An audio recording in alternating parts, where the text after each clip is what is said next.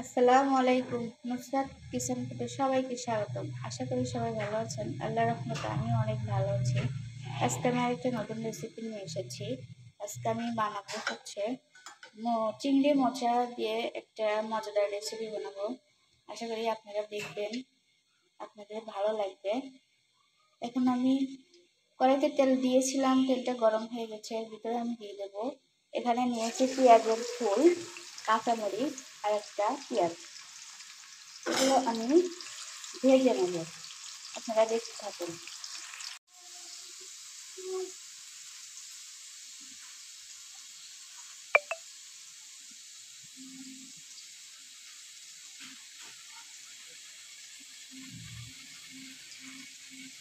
আমার এগুলো ভাজা ভাজা হয়ে আসছে, আর একটু ভাজতে হবে। একদম লাল করে ভাজবো না, আবার কাঁচা কাঁচা কালারও থাকবে না, মিডিয়াম কালারটা আসবে। এরকম করে নাড়াচাড়া করতে হবে, নাহলে একদিক পুড়ে যাবে আর একদিক হবে না। যাতে সব দিকে হয় সমান ধরে, সেজন্য সবসময় নাড়াচাড়া করতে হবে। আমার পেঁয়াজটা একটু লালচে হয়ে আসছে, এখন আমি এর ভিতরে দিয়ে দেবো চিংড়ি মাছ। কারণ একদম লাল হয়ে গেলে চিংড়ি মাছটা দিলে চিংড়ি মাছটা ভাজতে ভাজতে পেঁয়াজটা পুড়ে যাবে, সেজন্য আমি এই সময় দিয়ে দিয়েছি। আমার পেঁয়াজটাও বেশ মতো হবে, আমার চিংড়ি মাছটাও ভাজা হয়ে যাবে, কোনো সমস্যা হবে না। নাড়াচাড়া করে এটাকে আমি ভাজে নেব। আমার চিংড়ি মাছটাও ভাজা হয়ে গেছে, ব্রেস্টটাও হয়ে গেছে। এখন আমি এর ভিতরে দিয়ে দেবো একটু জিরা বাটা। আপনারা চাইলে কিন্তু আস্তা জিরাও দিতে পারেন। আমি একটু জিরা বাটাই দিলাম। এটাও আমি নাড়াচাড়া করে সুন্দর করে কাঁচা জিরাটা গন্ধ যাতে চলে যায় সেরকম করে ভাজবো। আমার ভাজা হয়ে গেছে, এখন আমি কলার মোচাগুলো দিয়ে দেব। কলার মোচা আমি আগেই রেডি করে রেখেছিলাম, লবণ দিয়ে সিদ্ধ করে রেখেছিলাম।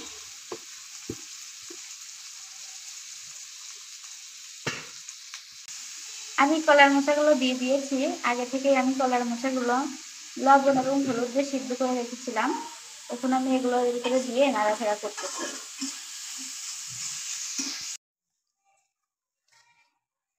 চালের আটা যেটা চালের আটা যে আমি দিয়েছিলাম সেটা নাড়াচাড়া করে আমার প্রায় হয়ে গেছে। ভালো করে একটু নাড়াচাড়া করে মিশিয়ে নিব। আমার পুরটা কিন্তু এখন রেডি, আমার পুরটা হয়ে গেছে।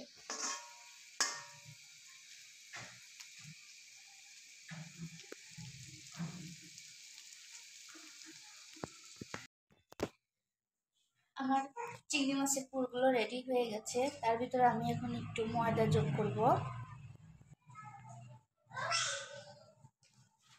ময়দাগুলো দিয়ে এগুলো আমি হাত দিয়ে সুন্দর করে মাখিয়ে নিব।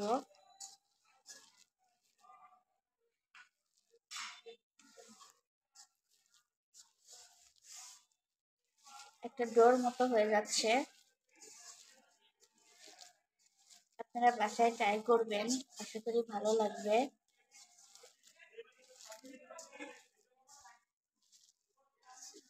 আমার এটা মাখানো শেষ, আমি এটাকে একটু রেখে দেব।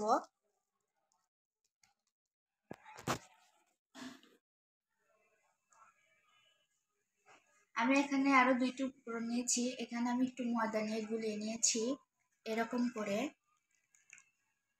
আর এখানে আমি নিয়েছি হলো সুজি।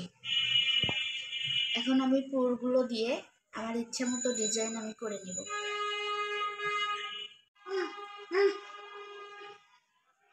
প্রথমে আমি এরকম করে গোল শেপ দিয়ে আবার একটু লম্বা আকারে করে নিয়েছি। তারপর আমি এটার মধ্যে ডুবাই দিব, এন থেকে উঠায়ে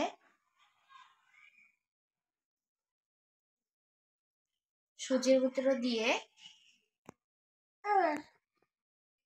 এরকম করিয়ে নিব। এরকম করে আমি সবগুলো বানিয়ে নেব। আমি আর একটা দেখাচ্ছি আপনাদের। গোল শেপ করে একটু লম্বা করে আটার ভিতরে দিয়েছি, এখান থেকে উঠায়ে আমি আবার সুজির ভিতরে দিয়েছি। দেখতে কিন্তু মিষ্টির মতো মনে হচ্ছে। এরকম করে আমি সবগুলো বানিয়ে নিব। এখানে আমার সবগুলো বানানো শেষ। আমি কিছু গোল আকারে করে নিয়েছি, এগুলো আমি এখন তেলে ভাজবো।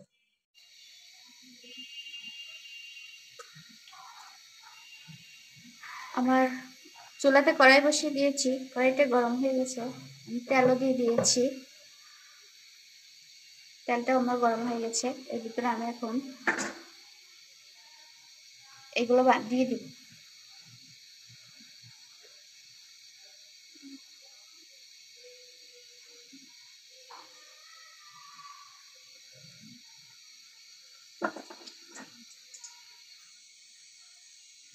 নাড়াচাড়া করবো না এখনই, ভেঙে যেতে পারে, একটু সাবধানে নাড়াচাড়া করতে হবে। একটু ভালো করে একদিকে একটু লালচে লালচে হোক, তারপরে আমি অপর দিকে উল্টাই দেবো। এটাকে আমি উলট পুলট করে লালচে করে ভাজবো। দেখেন কতটা সুন্দর হচ্ছে। আশা করি আপনাদেরও ভালো লাগবে, বাসায় ট্রাই করে দেখবেন।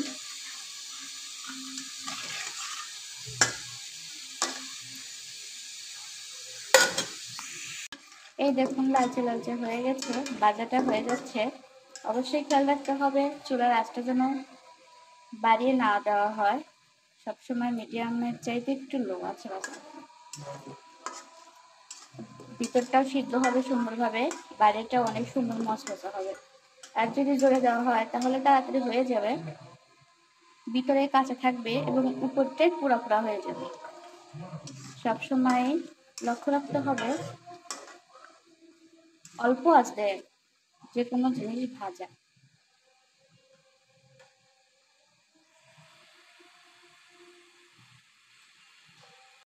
আমার ক্যামেরাতে বোঝা যাচ্ছে না, আমারটা কিন্তু লালচে হয়ে গেছে। আমি যদি আর একটু ভাজি তাহলে কিন্তু পুড়ে যাবে। আমি এখন এগুলো উঠায় নেব।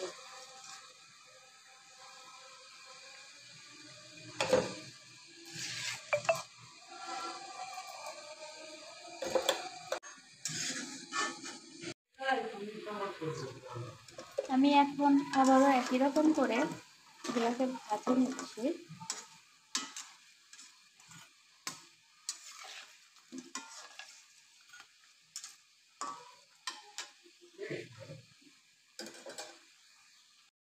আমার সবগুলো ভাজা হয়ে গেছে, দেখেন কতটা দেখতে সুন্দর হয়েছে, লবণীয় হয়েছে, অনেক শক্ত হয়েছে উপরটা, দেখে বোঝা যাচ্ছে কতটা মচমচে হয়েছে। আমার হাজবেন্ডকে খেতে দেবো, দেখি কি বলে।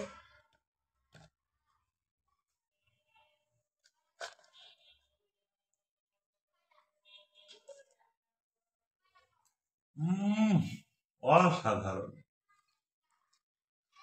আশা করি আপনাদেরও ভালো লাগবে, আর আমার চ্যানেলটা সাবস্ক্রাইব করবেন। আমার ভিডিওটা যদি ভালো লাগে অবশ্যই আমার পাশে থাকবেন। আল্লাহ হাফেজ। চারপাশটা কতটা মুচমুচে হয়েছে আর ভিতরটা পুরো ভরা।